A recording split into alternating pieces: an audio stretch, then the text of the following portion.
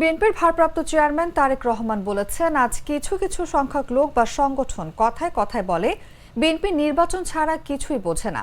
আমরা যেহেতু জনগণের রাজনীতিতে বিশ্বাস করি, ভোটের রাজনীতিতে বিশ্বাস করি, স্বাভাবিকভাবেই আমরা জনগণের কাছে ভোট বা নির্বাচন চাইব।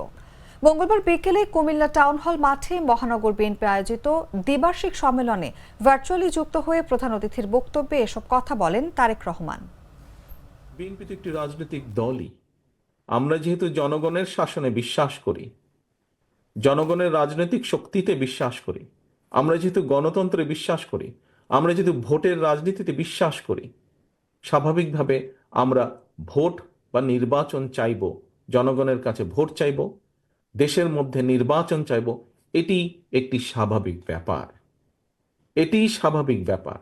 একটি স্বাভাবিক ব্যাপারকে কেন কিছু সংখ্যক লোক অস্বাভাবিক ব্যাপারে পরিণত করতে চাইছে, সেটি আমাদেরকে চিন্তা করে দেখতে হবে।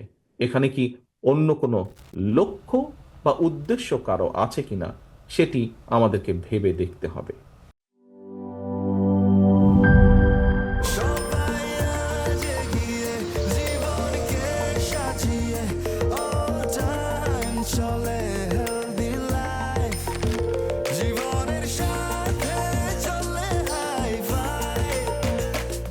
চলার পথে স্বাস্থ্যকর all time honeycomb, all time healthy life.